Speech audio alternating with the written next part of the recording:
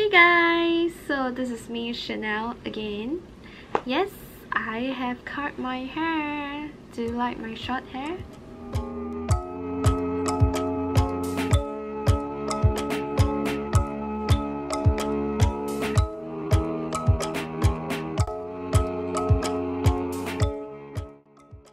This is my last video of this 2 years plastic surgery journey. I have decided to do a Q&A video as I've got a lot of questions from you guys. So I have picked 12 most asked questions to answer. Alright, let's begin! First question is, how much is the cost of my plastic surgery? I had 5 surgeries in total, so the price is valid for different surgeries. You wouldn't get the same price as me unless you're doing exactly the same surgery. Different people have different needs, so I think it's best for you to consult Docfinderkorea or ID Hospital for the price. Some viewers told me that they are worried that they will get markup price, but Docfinderkorea do not have this practice. They only give original price, so for the exact same surgery, you will get the same surgery cost from Docfinderkorea and ID Hospital. In fact, you will get 8 to 15% discount if you come with Docfinderkorea. They also provide free pumpkin juice, transportation, medicine, and so on for the patients. Another great news from Docfinderkorea is that now they provide complimentary transportation for post-surgery checkup within a year after surgery.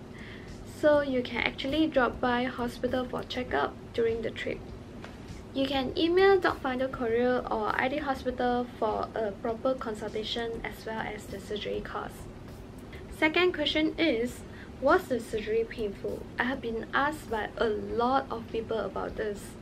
In fact, I'm tired of answering this because no matter how many times I've mentioned on my videos, people will ask again when they see me. I have no idea. Is it because of my post-surgery face that scare people off? So, I'm here to answer you guys again. The only part that I felt the pain was removing nose stitches. The rest I was okay. The pain tolerance really depends on individual. Probably the dryness of the wound area make the stitches hard to remove. That's why I felt the pain. I was under general anesthesia while the surgery was going on. By the time I woke up, the anesthetics was still in my body. So basically, I couldn't feel the pain. I did not feel any pain either after the anesthesia wears off. Not sure is it because of the skill of my doctors or my pain tolerance is high. If I were to compare the pain level with something, I think eyebrow embroidery is more painful. Yes, I'm not joking. Third question is, why go for Docfinderkorea instead of direct hospital? To be honest, I'm really glad that I have contacted Docfinderkorea for my plastic surgery journey. It made my trip easier and less hassle.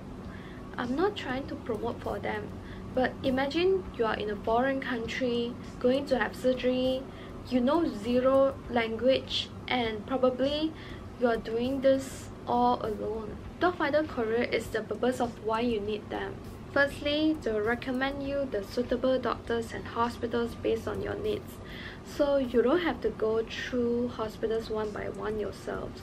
Save a lot of time. We can only do research through online, and Docfinderkorea base their researches on real cases in Korea. Some clinics are really famous online. I'm sure you must have known some of it. Even the advertisements are everywhere online. However, you hardly seen any local patients in those clinics. I remember whenever I went at a hospital for consultation or treatments, they were packed with not only international but local Korean patients too.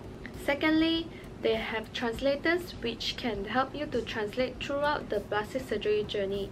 They are really helpful when you are in the situation that you don't know what doctors are talking about, but you are filled with many concerns and expectations for your surgery that needs to be communicated. Thirdly, they will arrange transportation for your arrival and departure and bring you around must-go places in Korea. So please arrange your journey with Docfinderkorea before coming.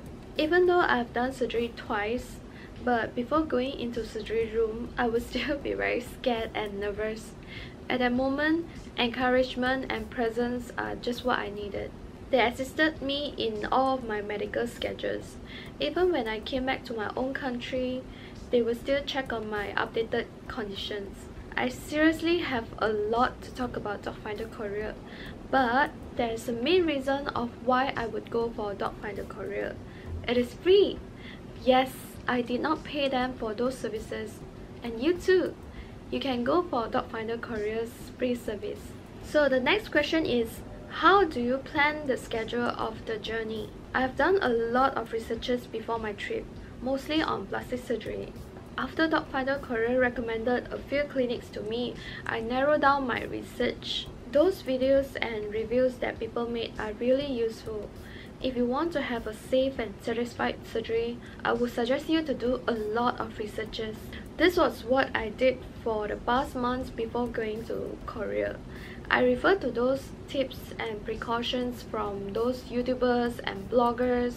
It can be really useful, especially when you're going to a country that you barely understand the language. Usually, I will ask doctor for the day of stitch removal. Stitch removal for normal surgery takes about a week.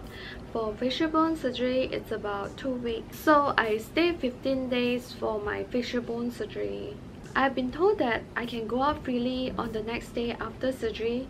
In fact, walking really helps for this swelling. So I would suggest you to go out and explore Korea rather than staying in and you wouldn't get better quickly. There are a lot of nice places to explore in Korea. Korea is well known for their plastic surgery, so even if you go out with your bandage on, people wouldn't give you the weird eyes unless they are tourists. The only thing that you need to take care is the diet after surgery. Last year, I arranged my schedule during cherry blossom season, so I've got to witness cherry blossom in Korea after surgery. See, even I was under recovery, I still managed to take some nice shots. Fifth question is, any recommended places to go during recovery period? There are a lot of nice places to explore in Korea, trust me. For shopping, I would suggest you to go to Myeongdong, Ewas University, Hongdae, Gangnam Station, and so on. For cafe hunting, go to Garasugil at Gangnam or Samcheongdong nearby Gyeongbokgung Palace. The next question is, any tips for the swelling to go off quickly? Pumpkin juice! Docfinderkorea will provide pumpkin juices that are enough for your recovery period. Also, walking and drink a lot of water help for this swelling too. Seventh question is, how long is the recovery period and how long is the full recover? It depends on the type of surgery. For facial bone surgery, the full recover would be half year to 1 year. For rhinoplasty is 3 to 6 months. And also it depends on individual conditions too. Everyone's recovery speed is different, so you have to be patient during this period. Next question is, was it necessary for aftercare treatment? A lot of you must have watched the facial treatments that I've done in ID hospital. Although it helps to diswell quickly, it is not necessary for you to do that. It depends on whether you want to do it, but I would suggest you to do it because it is done by professional therapists in ID hospital. The next question is, what should I avoid after the surgery? I've got that a lot asking if I can do that, if I can do this. Actually, you can do anything you want after 6 months of surgery. You can even go for skydiving, except don't let people punch on your face. So the 10th question is, have you experienced sagging skin after facial bone surgery? To be honest, I've experienced minor sagging skin after facial bone surgery. And this does not mean that my surgery is failed or anything. It is quite normal to have that, I would say. Imagine you are losing some fats on your body. You need to exercise in order to get your body toned. It's the same theory. After facial bone surgery, I went for rejuvenation and skin firming facial at ID hospital. Also, I try to do more skin firming masks at home. I would say it is a minor sagging problem that can be easily improved with minor procedures or treatments. The next question is, any advice for facial bone surgery? For facial bone surgery, I personally think that the hardest part is the recovery period, which needs extra care and caution. I've tried not to eat spicy and hard food for the first 2 weeks before stitches removal because I couldn't brush my teeth, so I had to gargle my mouth every 2 hours. Remember to clean your mouth thoroughly in order not to get infection, and also apply ointment constantly because of the chapped lips you might get from the surgery. So here's the last question. Aesthetic treatment or plastic surgery, which one would you recommend? To me, I have done both.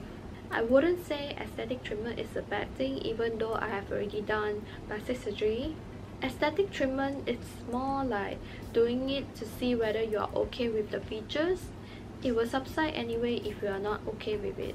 In my opinion, I would suggest going for aesthetic treatment first.